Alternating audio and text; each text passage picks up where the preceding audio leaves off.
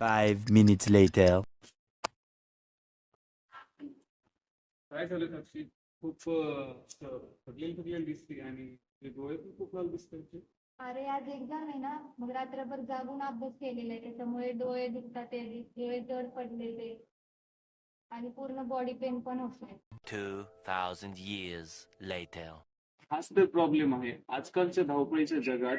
बरेचसे IT एम्प्लॉईचे workers म्हणा, जे परत लेट नाईट जे काम करतात ते वर्कर्स म्हणा, तर त्यांना आपल्या निद्रेचा निषेध करावा लागतो. खूप सारे स्टुडंट हे लेट नाईट अभ्यास करतात, त्यांना म्हणजे समजते आदल्या दिवशी अख्खी रात्र अभ्यास करतात.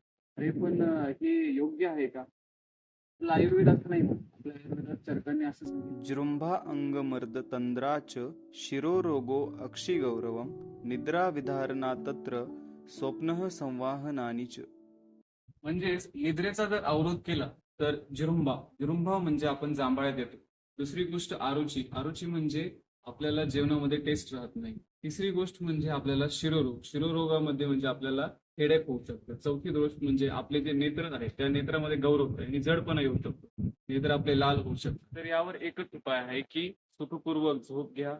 निद्रेचा निषेध करू नका. जेवढं होईल तेवढं निद्रा घ्यायचा प्रयत्न करा आणि लेट नाईट जे जागरण करतात ते तुम्ही कृपया करून टाळा. तुम्ही आपले स्वास्थ्य स्वतः टिकवू शकता. आयुर्वेदाचे जे प्रयोजन आहे स्वास्थ्यस्य स्वास्थ्य रक्षण, ते तुम्ही स्वतःच्या स्वास्थ्याचं रक्षण तुम्ही करू शकता. तर या अशा आयुर्वेदिक गोष्टींना फॉलो करत जावा. निद्रेचा निषेध करू नका. हे तुमच्या भवितव्यासाठी चांगले असेल आणि तुम्हाला आयुष्यमंत करेल.